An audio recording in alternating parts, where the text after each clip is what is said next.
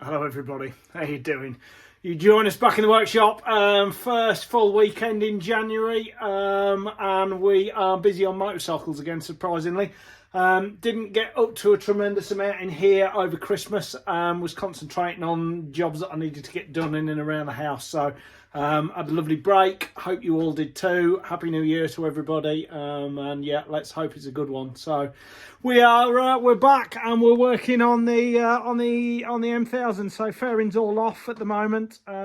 Few jobs to do on this today, but the first one is going to be a joy. So really happy to say that we've got R&G Crash Protection back with us again this year, supporting, which yeah, thank you very much indeed, guys, for coming on board for a second year. Really happy with that. But they have sent out some absolutely lovely R&G Crash Protection cases, and that is going to be today's job, putting these on. So these are actually their new Pro range, which have very recently been released, and I'm really happy to say they are fantastic bits of kit, absolutely lovely. So they're a full they're an aluminium case effectively, with a highly slippery puck section on them. So this area here is plastic, and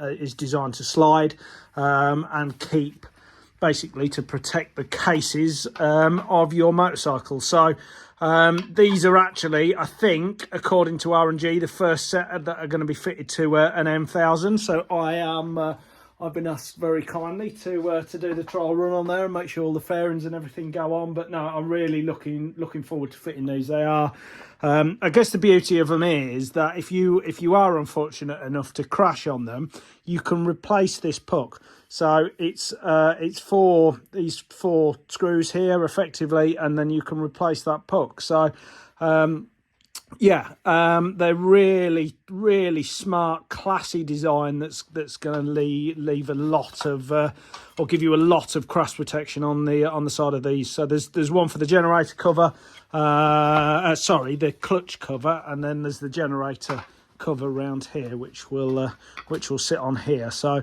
also got some titanium bolts to go in as well to make it look nice and tidy. So that is going to be this afternoon's job. So I will bring you back when we've got those fitted.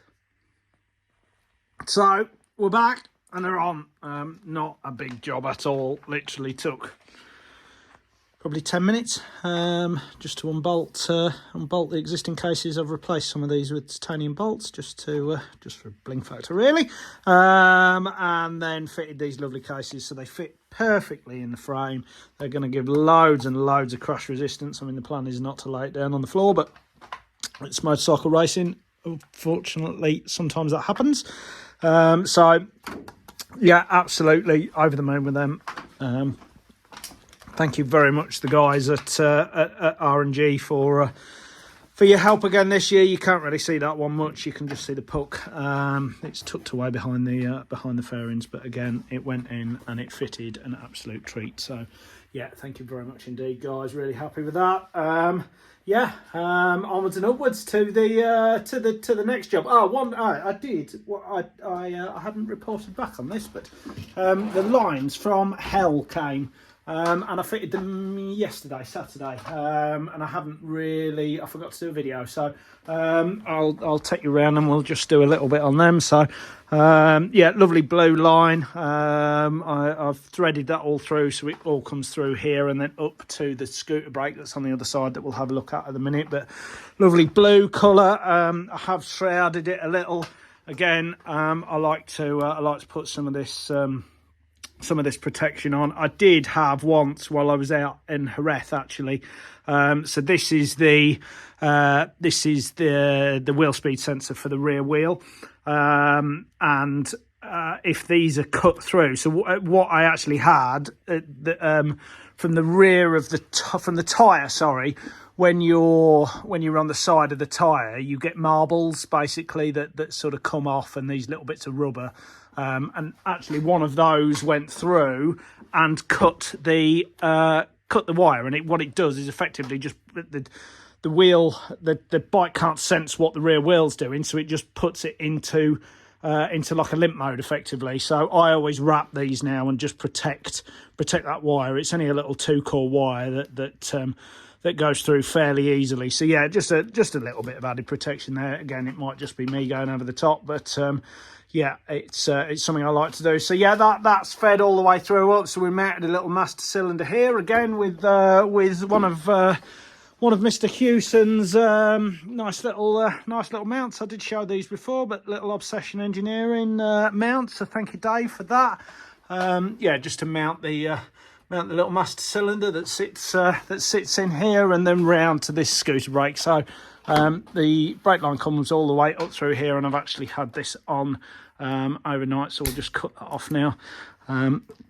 It bled up an absolute treat. I've got a little bleed kit that I use for just pulling it through, but usually I emptied the caliper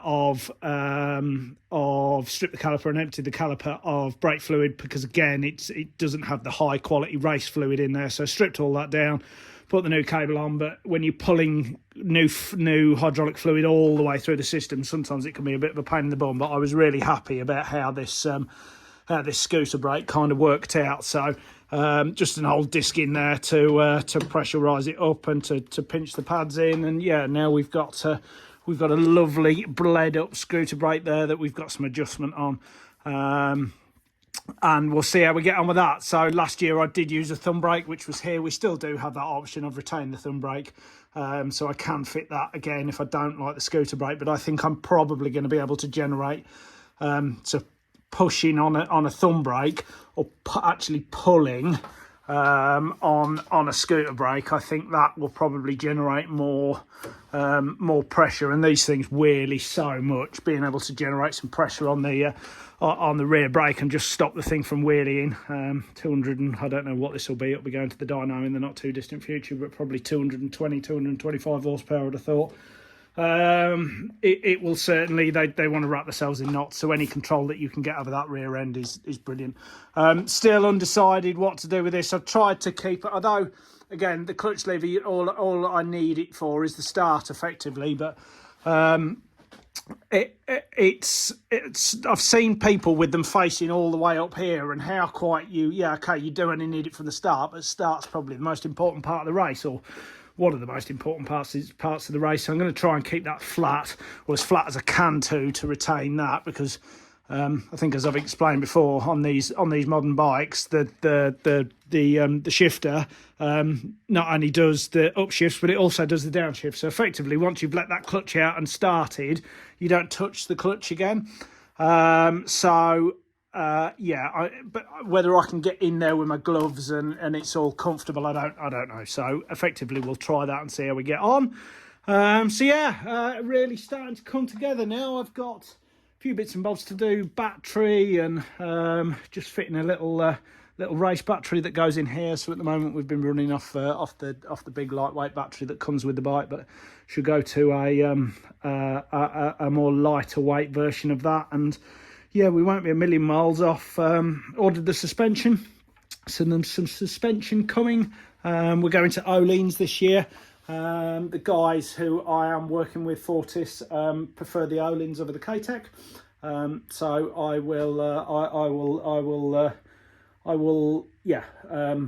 we'll give it a whirl. If that's what they say they want, and then that's what we'll go to. So yeah, we'll drop a I think it's a TTX rear shock in there, the fully adjustable race shock, and then the cartridge kit. So that will go away. I can fit the shock, but I can't fit the cartridge kit, so it'll go away for that, and then it'll be running on a dyno. The guys down there are going to do that as well, and then yeah, we won't be a million miles off being ready to tech it and try it. Plan is to go out to Spain. As it stands at the moment, we're not quite finalised with that. Still some to-ing and fro-ing to do, and just figuring out what we're doing on that. But no, definitely moving in the right direction now. So yeah, thanks for tuning in, and we'll see you again soon.